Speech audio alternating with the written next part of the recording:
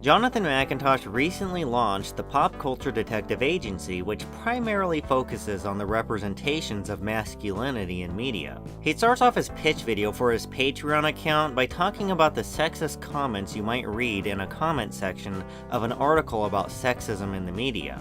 Now, the last thing the guys who are making that demand really want to do is have a serious discussion about the sometimes harmful ways that media represents masculinity.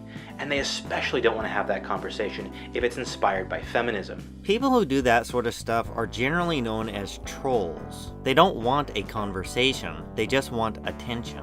They want to goad a reaction out of whoever they are directing their comments at. Now, this may seem like an odd direction to go in response to Jonathan's new project, but hear me out. Ever since the early 90s, people learned the best way to deal with trolls is to ignore them. You can't reason with them, you can't talk sense into them. What I have observed over the past few years is there has become this mentality of trying to teach the trolls a lesson. It has become commonplace to highlight what these trolls say on Twitter or make compilations of all the things they say, to habitually monitor the places they congregate, to publicly shame them. This became commonplace all over feminist frequency social media, which Jonathan McIntosh used to be part of, and he is still doing it. On his Twitter account, I see him highlighting the comments trolls are sending in response to this project. You shouldn't be giving these people the attention you are, but you are doing it anyways. Now, remember what I said about how trolls like to goad reactions out of people? A while back, I made a viral video called Buffy vs. Edward, and then later another one called Donald Duck meets Glenn Beck. That remix made one of these two cartoon characters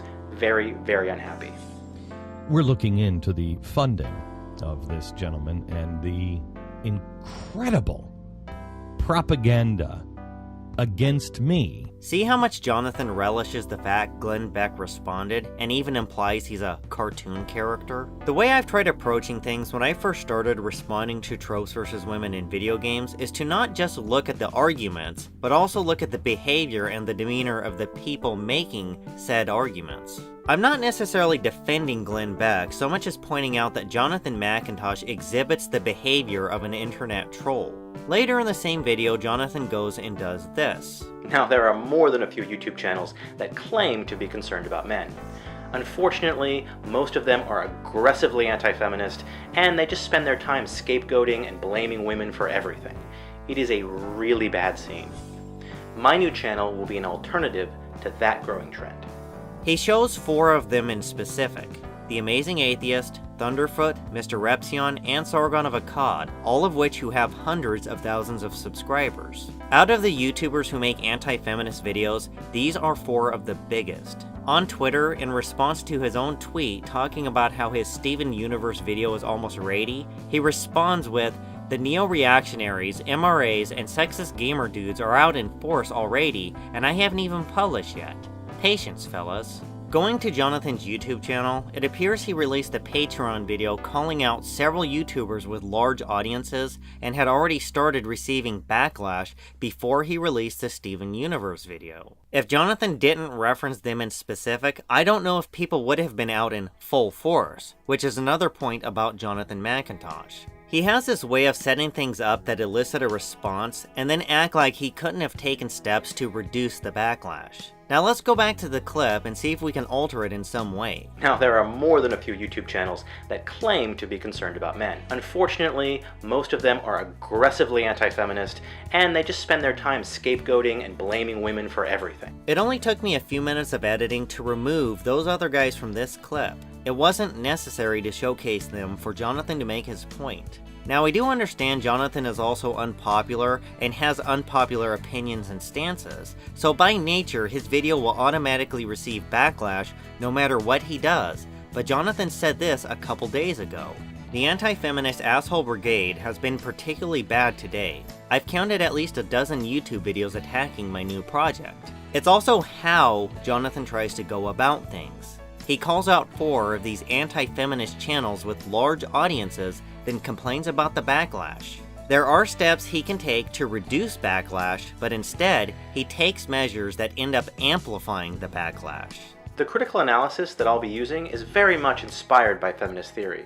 It's through that lens that I'll be looking at the ways that boys and men are harmed as a byproduct of hypermasculinity. I happen to enjoy several shows that you would criticize as being toxic or embracing toxic masculinity. My favorite cartoon growing up was Dragon Ball Z, and even recently I watched and enjoyed an anime called One Punch Man. And this will cover another problem I have with your feminist theory and how you analyze media. Now let's set aside the shows I just mentioned for 1 second and go to something you've been talking about recently: how crying is beneficial to people. Incidentally, when I say that crying is healthy, I mean that quite literally, in both the physiological and the psychological sense. Because tears are one of the best ways to relieve stress. There is another thing people enjoy doing that is healthy. It's called laughing. Oftentimes, humor plays off of things you would consider toxic. I thought One Punch Man had a lot of humor in it, and that's part of the reason I enjoyed it. Does anyone remember the scene from Age of Ultron when Iron Man was punching Hulk in the face? Go to sleep, go to sleep, go to sleep. When I first watched that, the entire theater busted up laughing. When I saw Jonathan talking about this movie on Twitter, all he could do was complain about the message this movie sends. There are people, such as Macintosh, who actually want me to suppress my humor and not laugh at stuff that I find funny. The first time I watched Steven Universe, I didn't enjoy it, but I gave it another chance and didn't mind it as much. Although I watched a few episodes of Steven Universe, I'd never stop watching something like One Punch Man just because you would find it toxic. Wait a second. One Punch Man. Macintosh. One Punch Man. Macintosh. One Punch Macintosh?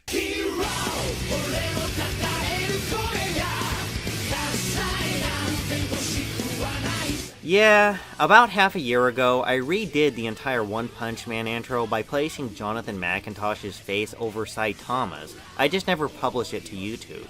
I could be wrong, but I think some people would find that funny. I sure as hell did. And I do laugh at some of the humor out there poking fun at people. I just don't engage in it as much as others, but that doesn't mean I don't find it funny.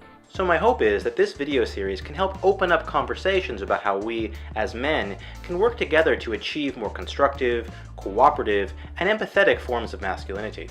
You want a conversation? I've tried to figure out a good way to describe a problem people have with you, and I think I figured it out.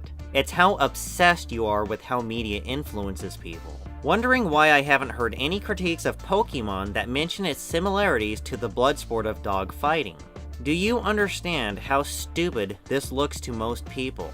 Even some people who would make the same observations that you do wouldn't necessarily see a problem with this game. You also say you haven't seen more people making some of the same critiques. It's like you are surprised people don't see the same problems with media that you do. You said similar things about certain video games over the last year and a half. I'm surprised more reviewers don't talk about how violence is portrayed in certain games. Your rant about Doom during E3 last year was very difficult to take serious. I personally think some of your rhetoric discourages conversation instead of encouraging it. I won't say Jonathan's new project has no merit. I think he does have some valid points, but I also think he's too radical in how he views things. I think the way he wants to see media change is too extreme for my taste.